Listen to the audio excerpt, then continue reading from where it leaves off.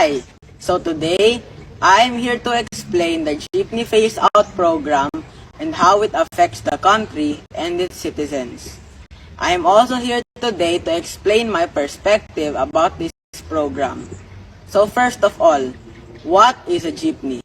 A jeepney is a type of transportation in the Philippines. It is best described as a minibus-like public utility vehicle. It is also used by Filipinos to go to various destinations. It is also the most popular vehicle in the Philippines. Jeepneys also first hit the road in the early 1950s.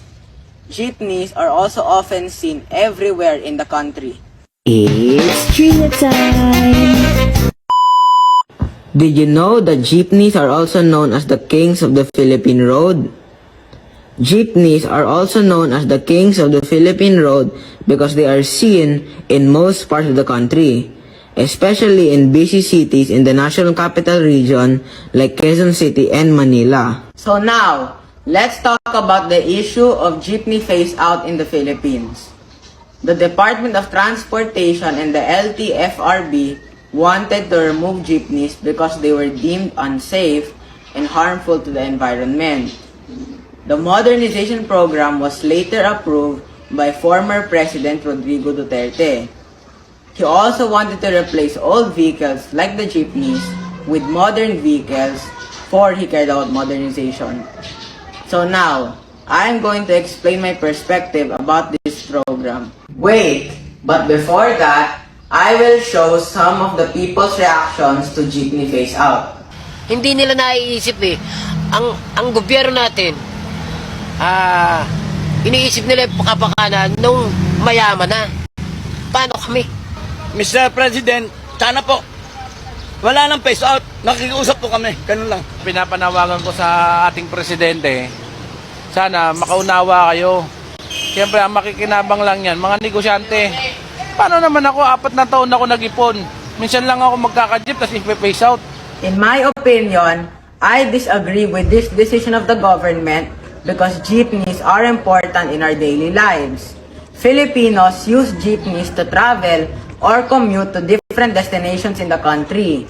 There will be different kinds of problems that Filipinos will now face without jeepneys.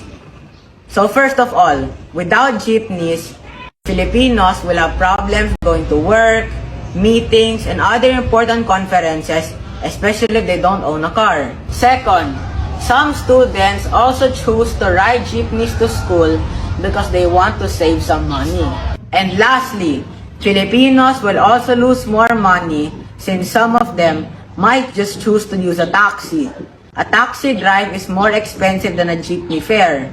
A jeepney fare is typically 12 pesos and is cheaper than buses, trains, and motorized tricycles. A jeepney is the cheapest way to commute in the Philippines. And also, unlike buses, jeepneys can also stop anywhere they want and drop off passengers easily. Because of this issue, many jeepney drivers went on strikes because they want to show or express their feelings and tell their opinions about the government's decision. Back to the jeepney problem to the environment. Instead of phasing them out, jeepney drivers and operators can join hand in ensuring that their jeepneys are in tip-top conditions to ensure that environmental requirements are adhered to and fully complies with government environmental standards on emissions. Jeepneys also contribute to our economy because they serve as tourist attraction. Tourists are enticed to visit the Philippines to be able to experience first-hand riding jeepneys because they are only available in the Philippines. And some even import these classic jeepneys to serve as their own personal collection. And finally, I just want to say thank you to the jeepney drivers for their efforts. The Jeepney Phase-Out program is still being discussed by the government and President Bongbong Marcos up to this day. It is not yet official and I hope it won't push through. There is still a chance that the government won't continue this program. And that is all for today's video. This program is about removing old jeepneys, buses, and other public transportation that are old, and replacing them with newer, safer, and more comfortable and more environmental friendly. But using jeepneys and other public transportation could be unsafe or dangerous to people and the environment sometimes. For example, in our current situation, which is COVID-19, public transportation can get crowded, leading to people having a hard time or they are uncomfortable. If we are also in overcrowded places, we can get sick very quickly. Another example is the waiting time for public transportation to travel and arrive, because when you get to the terminal late, you may not be able to catch a ride anymore. This would result in you being late for school or work.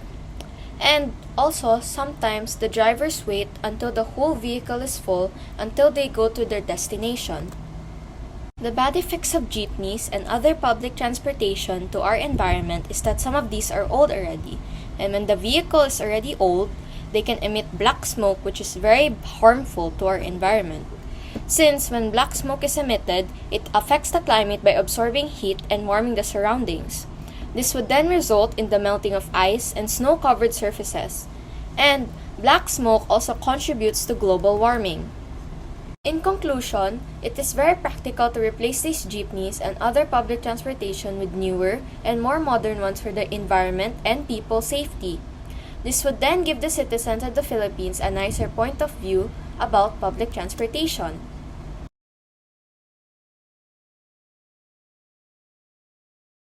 In conclusion, it is very practical to replace these jeepneys and other public transportation with newer and more modern ones for the environment and people's safety.